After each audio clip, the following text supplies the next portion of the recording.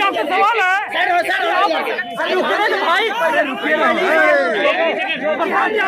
है कि आपने कई बार राजनीति में कई बार दूरी बनाया है, फिर सक्रिय हुए, आप क्या कहेंगे?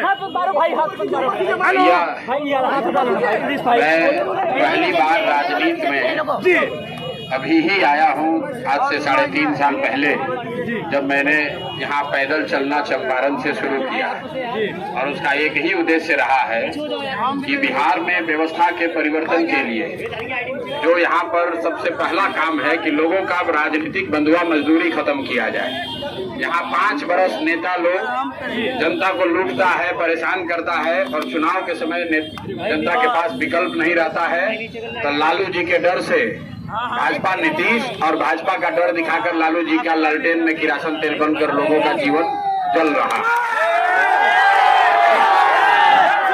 ये तय हुआ कि नहीं, जनता के पास एक विकल्प होगा। अब विकल्प किसका होगा? प्रशांत किशोर का नहीं, किसी एक व्यक्ति का नहीं, किसी एक जाति धर्म का नहीं, पूरे बिहार के उन लोगों का जो बिहार में अपने बच्चों के लिए पढ़ाई चाहते हैं, अपने बच्चों के साथ इंसाफ करना चाहते हैं। कर लब्बैक कहाँ है? और यहाँ जो कि हाट की धरती से ये शुरुआत हुई है, अगले 15 दिन में पूरे बिहार में आप ये परिवर्तन का, बदलाव का लहर देखेंगे।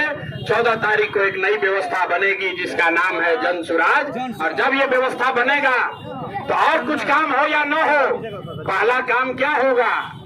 आपके घर के जो बच्चे बाहर गए हैं मजदूरी करने, जो 10-12 हजार रुपया के लिए बॉम्बे में, दिल्ली में जाकर दोजख का जिंदगी जी रहा है, अपना पेट काट रहा है कि 5-6 हजार घर पर भेजेंगे तो हमारा बाल बच्चा खाएगा।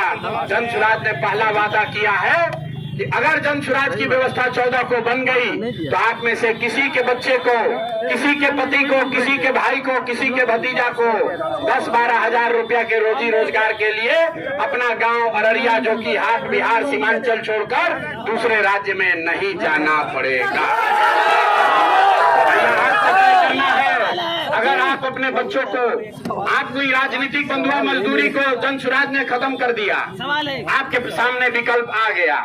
अब आपको लालू के डर से मोदी और मोदी के डर से लालू को वोट नहीं देना है, लेकिन राजनीतिक जो आजादी मिली है इसका फायदा तब होगा, आर्थिक आजादी तब मिलेगी जब 11 तारीख को आप बस्ता छाप पर वोट देकर सरफराज भाई को यहाँ से जिताकर सदन में भेजिए।